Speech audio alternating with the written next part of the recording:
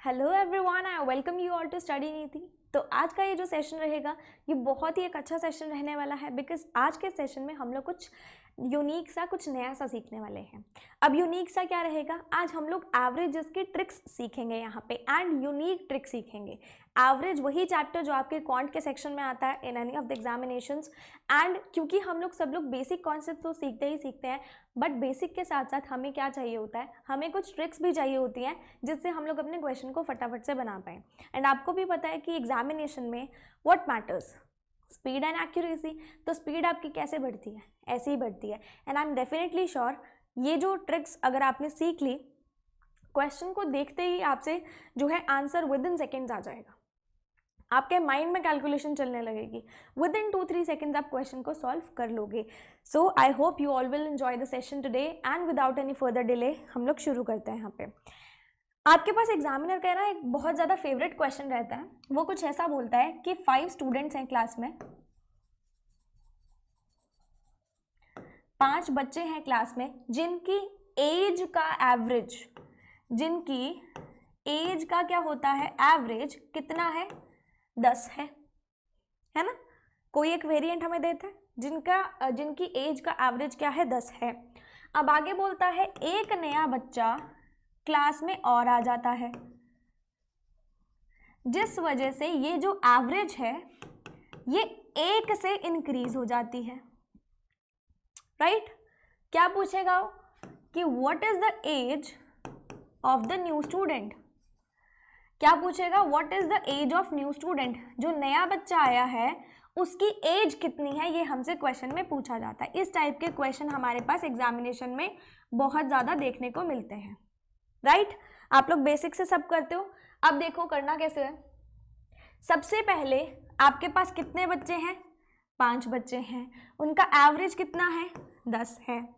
कितने students add हुए, एक स्टूडेंट ऐड हुआ, 1 ऐड हुआ। तो अगर 5 में 1 ऐड होता है तो कितने बन जाते हैं, 6। और एवरेज भी कितने से बढ़ी, 1 से बढ़ी, मतलब एवरेज कितनी हो गई, 11 हो गई। ऐसा कुछ बना लोगे। जितना इंक्रीज आया है वो आप यहाँ पे लिखोगे विद द साइन। इसको इससे मल्टीप्लाई करना है, इसको इससे करना है, मतलब 1 into 10 1 into 10 is 10 plus 6 into 1 is 6। तो नए बच्चे की एज क्या आ गई है, 16 ईयर्स। नए बच्चे की एज क्या आ गई है, 16 ईयर्स। तो आप जब भी क्वेश्चन को करेंगे तो आप ये मेथड अगर फॉलो करेंगे तो बहुत इजीली हो जाएगा। क्लियर? अब हम लोग ना कुछ क्वेश्चंस को देखते हैं ताकि आपको थोड़ी सी क्लैरिटी आए। देखो वो क्या बोलता है कि the average age of a class of 29 students is 20 years. 29 बच्चे हैं क्लास में जिनकी एवरेज क्या है, 20 ईयर्स। तो हमारे पास स्टूडेंट्स कितने आ गए, 29। एवरेज कितनी आ गई उनकी, 20। If the age of the teacher is included, अगर हम लोग टीचर की एज भी इंक्लूड कर लें तो एवरेज कितने से इंक्रीज होता है, 3 मंथ्स से। हमें क्या बताना है, एज ऑफ द टीचर। अब यहाँ पे देखो आपको सब कुछ ईयर्स में दिया हुआ है, तो आप ये कोशिश करोगे कि ये 3 मंथ्स को आप ईयर्स में कन्वर्ट करो। कैसे करोगे, एक साल में कितने महीने होते हैं, 12 महीने। उसकी जो एवरेज एज है वो 3 महीने से बढ़ी है। महीने कितने होते हैं, 12। मतलब अगर मैं ईयर में बात करूं तो कितना इंक्रीज आया, 1/4 का। कितना इंक्रीज आया, 1/4 का। तो यहाँ पे टीचर आ गई तो टोटल क्लास में संख्या कितनी होगी, टोटल स्ट्रेंथ कितनी हो गई, 30 हो गई। और इंक्रीज कितना आया है, 1/4 का। तो हमारे पास एवरेज क्या हो गई, 21/4। इसको इससे करना है, इसको इससे करना है, कितना हो गया, 20 प्लस 3 डिवाइडेड बाय 4 कितना होता है, 7.5। तो टीचर की एज कितनी आ गई हमारे पास, 27.5 ईयर्स। कितनी आ गई, 27.5 ईयर्स। आई होप ये क्वेश्चन आपको क्लियर होगा। ये तो था इंक्लूडेड का। अब एक्सक्लूडेड का क्वेश्चन भी ले लेते हैं कि कोई हमारी क्लास से या हमारे रूम से चला जाता है। The average age of 5 members is 27। 5 लोगों की एवरेज एज कितनी थी, 27 साल थी। ठीक है, one of them is excluded, एक को निकाल दिया गया। एक को निकाल दिया गया तो कितने बचे, 4 बचे। और एवरेज डिक्रीज कितने से हुई, 2 से हुई। अगर मैं 27 में 2 का डिक्रीज करूंगी तो कितना आ जाएगा, 25 हमें क्या निकालना है कि जो पर्सन चला गया उसकी एज। क्लियर? इसको इससे माइनस लिखा है ना, दोनों साइड सेम साइन है तो उसको आप कैंसिल आउट कर सकते हो। कितना हो गया 27 प्लस 8, कितना आ गया हमारे पास 35 ईयर्स। क्लियर? तो ऑप्शन नंबर बी 35 ईयर्स। अब हम लोग देखते हैं अपना नेक्स्ट क्वेश्चन। अब देखो क्या बोला गया है कि average age of the mother and her 6 children is 12 years. Mother की और उसके 6 बच्चों की एवरेज एज कितनी है 12 साल। मतलब टोटल लोग कितने हो गए 7 लोग हो गए। एवरेज कितनी है 12 है। Which is reduced by 5 years. ये जो एवरेज है 5 से कम हो जाती है। 5 से कम हुई तो कितने पे आ गई 7 पे आ गई। If the age of mother is excluded, अगर मदर की एज को एक्सक्लूड किया जाए तो कितने मेंबर निकल रहे हैं 1 मेंबर निकल रहा है। कितने बच गए 6। इसको इससे करो, इसको इससे करो, दोनों साइड सेम साइन है, कैंसिल आउट कर सकते हो। कितनी आ गई 12 plus 30 which is equals to 42 years. कितनी आ गई 42 years. Option number A will be your answer. I hope आपको यहाँ तक के तीनों क्वेश्चंस अच्छे से क्लियर होंगे। अब मैं चलती हूँ नेक्स्ट क्वेश्चन पे, थोड़ा सा डिफरेंट है लेकिन वही चीज़ लगेगी। ठीक है। Average monthly salary of 12 workers and 3 managers in a factory was 600। कितने हैं 12 प्लस 3 मतलब कितने लोग हैं 15 लोग।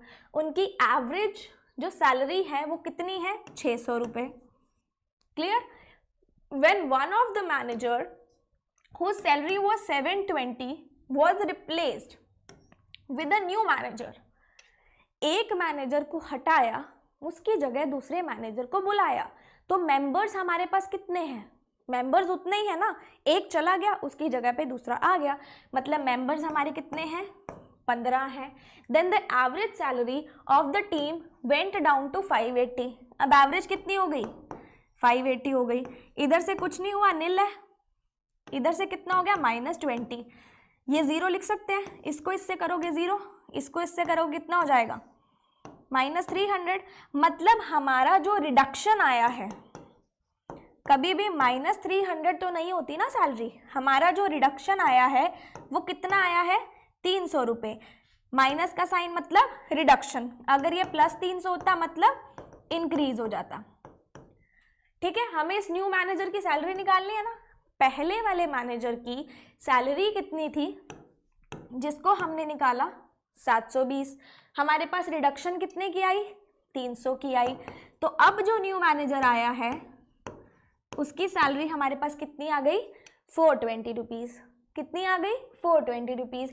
यहाँ पे ऐसा क्यों हुआ क्योंकि हमारा जो वेरिएंट है वो चेंज नहीं हो रहा, बट जो हमें गिवन है उसमें से हम लोगों ने इस अमाउंट को रिड्यूस किया, तो ये जो है हमारी डेफिनेटली रिडक्शन ही आई है, बिकॉज मेंबर्स हमारे पास चेंज नहीं हो रहे हैं, सिर्फ और सिर्फ सैलरी चेंज हो रही है। नेक्स्ट देख लेते हैं। अच्छा, ये बैट्समैन वाले क्वेश्चन भी आपने बहुत देखे होंगे इनिंग्स वाले, इसमें एक थोड़ा सा डिफरेंट ट्रिक लगता है, इसको ध्यान से देखना। अगर मैं बिना क्वेश्चन के आपको बताती हूँ थोड़ा सा कन्फ्यूजन क्रिएट हो जाता। अब यहाँ पे ऐसा कोई क्वेश्चन आ जाए तो आपको करना क्या है, यहाँ पे सबसे पहले ध्यान देना, उसने क्या बोला है कि a batsman makes a score of 87 runs. 87 runs बनाते हैं 17th इनिंग के अंदर, मतलब जो उसकी 17th इनिंग थी उसमें उसने 87 रन्स बनाए, एंड दस इंक्रीजेज हिज एवरेज बाय 3। उसकी एवरेज कितने से इंक्रीज हुई 3 से इंक्रीज हुई। कब इंक्रीज हुई जब उसने 17th इनिंग में 87 रन्स बनाए।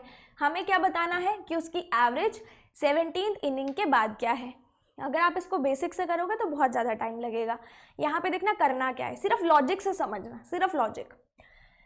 ये जो हमारे पास एवरेज इंक्रीज हुई है ये कब इंक्रीज हुई है, जब 17th इनिंग में रन बना लिए तब इंक्रीज हुई है।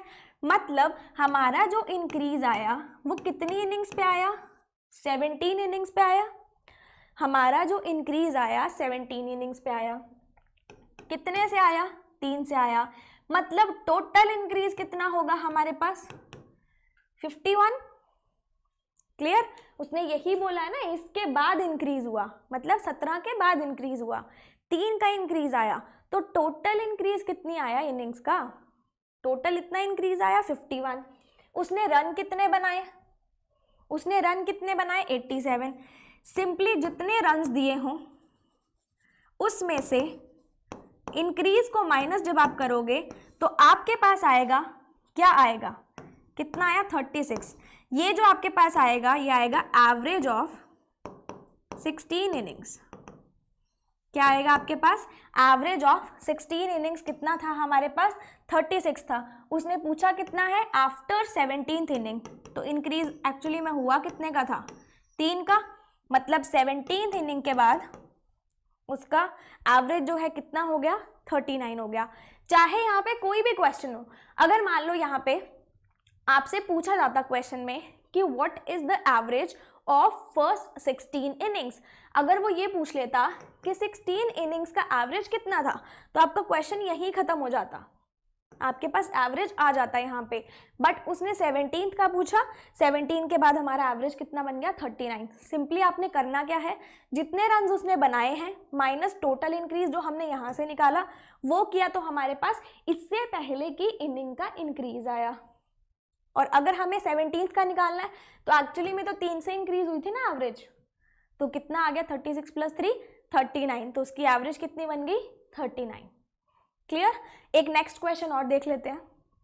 The average runs of a cricket player of 10 innings was 32। इसमें हमें गिवन है लेकिन उसी तरीके से करेंगे। यहाँ पे मैं आपको फर्स्ट मेथड और सेकेंड मेथड दोनों का रोल दिखाऊंगी, ठीक है। 10 इनिंग्स का एवरेज कितना था? 32 था। How many runs must be made in his next innings so as to increase his average runs by 4? 4 से उसकी एवरेज जो है इंक्रीज होनी चाहिए। हम लोग क्या करते हैं, जितने रन्स उसने अभी वाली इनिंग में बनाए माइनस उसका टोटल इंक्रीज कितना आया, मतलब उसकी नेक्स्ट इनिंग का मतलब क्या हो गया? 10 + 1 हो गया ना, मतलब उसकी 11 इनिंग्स का इंक्रीज कितना आया वो हम यहाँ लिखते हैं, और हमारे पास क्या आ जाती है? Average of 10। Average of 10 innings आता है।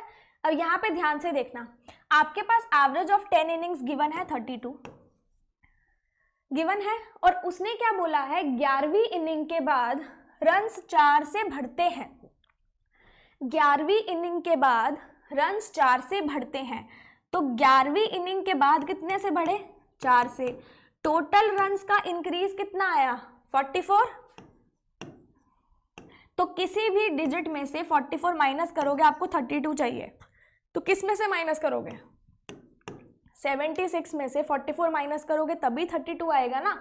तो आपके पास रन्स कितने आ गए? 76 रन्स, जो उसने कौन सी इनिंग में बनाए? 11th इनिंग में बनाए। मैंने यही चीज करी, मैंने सेम चीज करी। इसमें अपने पास एवरेज गिवन थी इस क्वेश्चन में, और रन्स नहीं गिवन थे। यहाँ पे रन्स गिवन थे और एवरेज नहीं थी, पैटर्न वही चला। अब मैं आपको इसको फर्स्ट वाले मेथड से करके बताती हूँ। उसने क्या बोला? 10 इनिंग्स में हमारे पास एवरेज कितना था? 32। एक इनिंग हमारी इंक्रीज हुई, कितने से इंक्रीज हुई? 4 से इंक्रीज हुई। इसको इससे, इसको इससे, 32 + 44 हमारे पास कितना होता है? 76। तो आंसर आपका यहाँ से भी वही आया है। दोनों मेथड से आपका आंसर क्या आया है? सेम आया है। तो this was all for today. ये ट्रिक्स जो थी आई होप आपको बहुत पसंद आई होंगी, एंड अब से ऐसा कोई भी क्वेश्चन आएगा तो आप इसको डेफिनेटली ट्राई करोगे। एंड परफेक्ट कैसे बनोगे? Practice makes you perfect. अच्छे से प्रैक्टिस करोगे, बार बार क्वेश्चंस दिखेंगे तो माइंड में कैलकुलेशन होने लगेगी। एंड बहुत अच्छे से प्रैक्टिस करना, इसी तरीके की यूनिक ट्रिक्स लेके आती रहूंगी। Till then stay tuned, good luck and stay happy.